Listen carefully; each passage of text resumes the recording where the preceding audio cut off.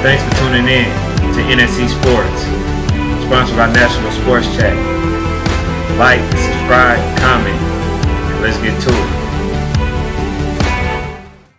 What's up? This your boy Ken, NSC Sports, and thank you and shout out to National Sports Chat for the sponsorship. Today subject, well, for right now, just what I want to talk about is Eddie Hearn. All right. The reason I want to talk about Eddie Hearn is because this dude is stalling, man. I really don't like talking about him because, like, you know, I pretty much like everybody. But that's one dude I really like. He really irks me, and I don't even know this guy. Man, this dude sit there and play the blame game on Deontay Wilder. And then I got to hear like these other videos, which I don't have to, but I like to support other channels. But any man that's willing to lie, for no reason, you know what I'm saying, is a dangerous dude. One of the things that I see is like this dude, he just makes up stuff. He looks at other people's content, which I see, and then he based it off that, right? Because, like, one of the things that I've seen is that Deontay Wilder is ducking Anthony Joshua. I'm trying to see how is that possible. This dude, Deontay Wilder, is trying to do everything in his power. So one of the latest things is Eddie Hearn sent the contract 3 days late. And when he sent the contract, he was basically rushing Deontay Wilder's team. So when they had a few questions, basically he hasn't responded yet, right? But remember, this is a time-sensitive situation right now, right? So he still hasn't got back to Shelley Finkel at all. So you got people who's basically like soaking everything in that Eddie Hearn says. I mean, I know that, Eddie Hearn probably promised you something or something like that. But, man, this man has made them look very, very silly because Eddie Hearn doesn't even believe his own lies. Eddie Hearn says a whole bunch of things that contradicts one after the other. But then you got people like Sporting Icon who basically utter every word that is spewed by Eddie Hearn. And I'm trying to see how is that possible. How, man? I say this all the time. I will follow no man blindly.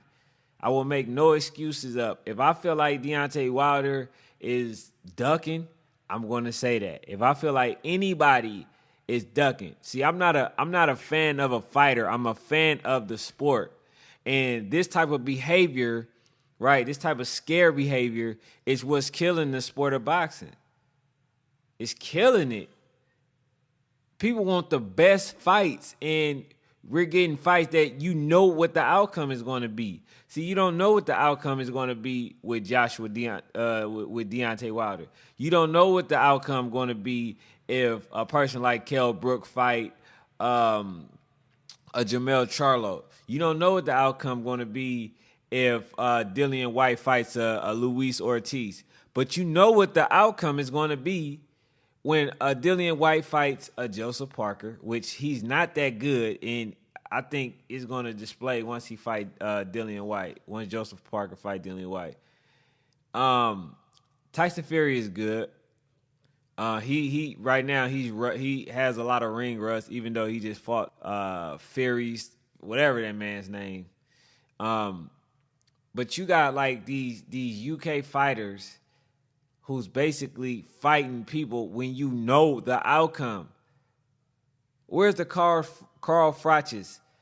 You know what I'm saying? Where's the old school Lennox Lewis? Where's all these people? Because these people, they wanted to prove that they the best. Even though Carl Froch lost to Andre Ward, I mean, at least he took the challenge. But you got people like Joshua, all he had to do was say yes. That kills everything. The bluff would be exposed. if Deontay Wilder really did not want that fight, all he had to do, all Anthony Joshua had to say was yes. And if Deontay Wilder was, if y'all wanted to prove his bluff, then basically all he had to do was say yes, and then you would see if the contract was signed, if other factors were the deal breaker or anything like this. Now, Deontay Wilder offered his team. He don't have it physically, but his team does. The $50 million, right? Now, I don't really care about what a person get because I'm not in a man's pocket, so it doesn't matter. It's not helping me at all. But one thing that I will say is that things have been very fair on the behalf of Deontay Wilder. He offered this man $50 million guaranteed. So that means even if the fight only made $20 million, he just made $50 million guaranteed, right? And then he offered a 50-50 split. That's fair. Very fair. But then now it's the problem, I guess, the location, and now it has to be in the UK, and the goalposts basically keep moving because they didn't believe that Deontay Wilder was going to be able to come up with that $50 million, because people always try to hold Deontay Wilder to what he says, oh, it's not legendary and all this other stuff, right? But remember, Joshua stated that he would take $50 million in a heartbeat, right? So isn't he a liar too? So basically, according to y'all, we just dealing with people that lies, right? They just lie. Anthony Joshua is a liar, and then y'all only holding Deontay Wilder to what he said, right? Why isn't it that nobody is holding Joshua to the fact that he said $50 million, he'd take it in a heartbeat? Why isn't nobody holding Joshua when he said that he wants that fight next? Why isn't nobody holding him to those words? Because, look, if Joshua wanted to fight, guess what? The fight would definitely be made if he really wanted that fight. But somehow Alexander Povetkin is constantly within the talks. We already know what Eddie Hearn is trying to do. Eddie Hearn basically wants to fight Alexander Povetkin and then fight Deontay Wilder, or possibly another mandatory if that comes up. So basically, he's putting a roadblock because remember, he had an eight fight plan. Deontay Wilder wasn't a part of that. See, I'm looking at facts. This man, if he really wanted that fight, like he said, that contract would have been sent on time Friday, like he said, instead of it arriving Monday, and the fight would have been like the questions would have been answered, which is what Shelley Finkel and them was waiting on. They was waiting on a few questions for clarification, and Eddie Hearn still hasn't gotten back to him. But it's so time sensitive again, right? So a person like Eddie Hearn that would just lie, and then you could pull up videos that expose his lie, man, like he's a dangerous dude, man. And then you got people that's willing to basically say like the exact or repeat exactly what he said, and then each contradiction. And then, like, basically, they want to blame Wilder. Who has he fought? What has he did? Oh, he fought bums. Remember, man, this man can definitely beat Charles Martin. He would definitely beat Joseph Parker. He would definitely beat the Klitschko. I think Luis Ortiz can beat Klitschko. Yeah, the old guy that he fought, the older Luis Ortiz that's younger than the Klitschko. People tell him, oh, he's an old man, right?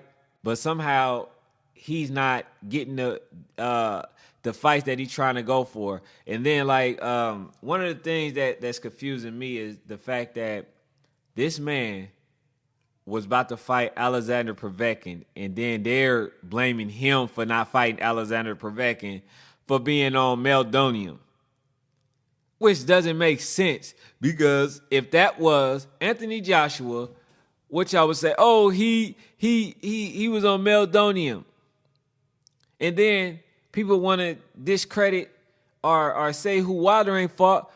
Answer this question: why hasn't Anthony Joshua fought Luis King Kong Ortiz?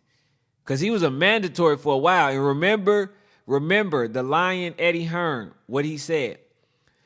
Oh, you let us fight the Klitschko, you have to fight next. That man did that with no intentions of fighting this guy. And people wonder why Deontay Wilder doesn't believe anything that Eddie Hearn says. And Eddie Hearn is basically pissed off at Deontay Wilder is because he's making things public. See, he expected to say all these things, but then, you know, they kind of keep everything behind doors, being Deontay Wilder. Keep everything behind doors and then just keep negotiation, you know, private, even though basically he telling them one thing and then saying something else to the public. This man is a habitual liar. And then people basically follow this man blindly just to fit the narrative and the emotional connection that they have to Anthony Joshua. Because a lot of people don't want to see that fight. They just want to live with the ideal and the visual the visual image of the fact that they feel Anthony Joshua can beat Deontay Wilder. They don't want to look and see, you know, physically. They just want to be able to say it without actually seeing it, which is crazy to me because I see a lot of man fans, man. It's just sickening.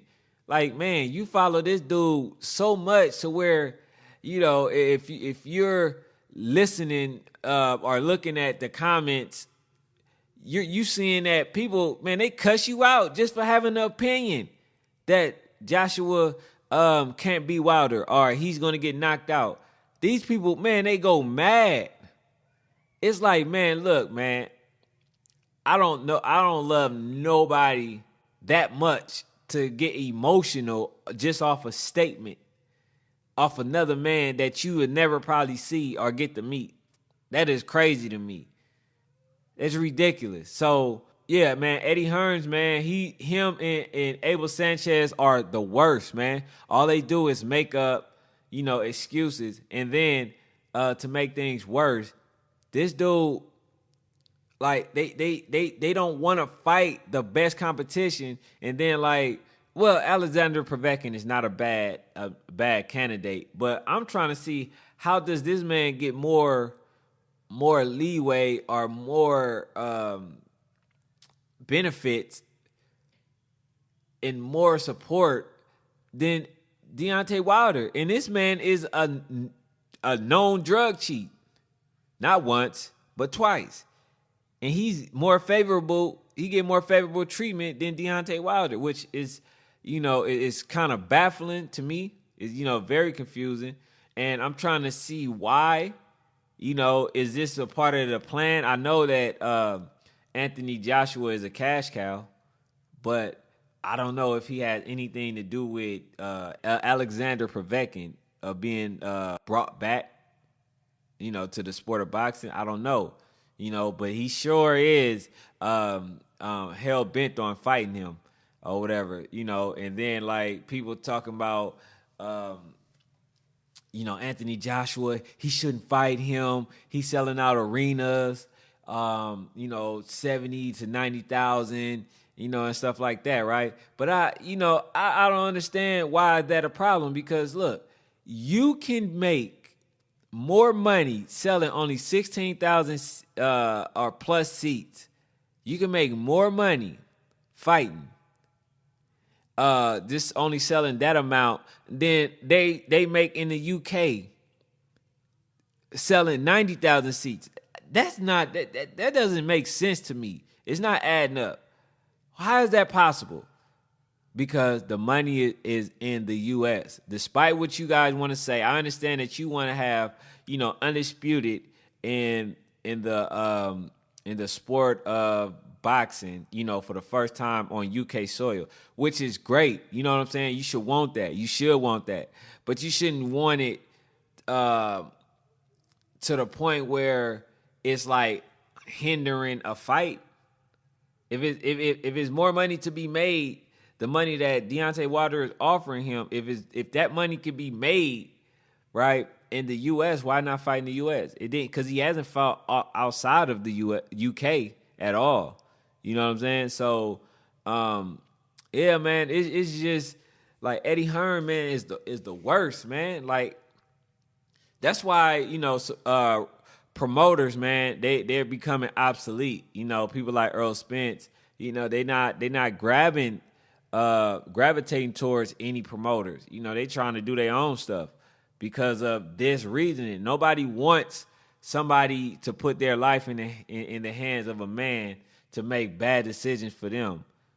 And as much as people would like to think, he doesn't have Anthony Joshua's best interest at heart. Because if so, you definitely wouldn't have turned down a record-breaking, advance like $50 million. So, but that's all I have for now. Like I say, man, grow with me. Please subscribe to the channel. Follow me on Instagram at National Sports Chat with the S at the end, and then also like and comment. So I'll talk to you later on. If you got any topic that you would like me to talk about, feel free to leave a comment in the comment section. And also just share it, this information. All right, man. I'm Ken. I'm out.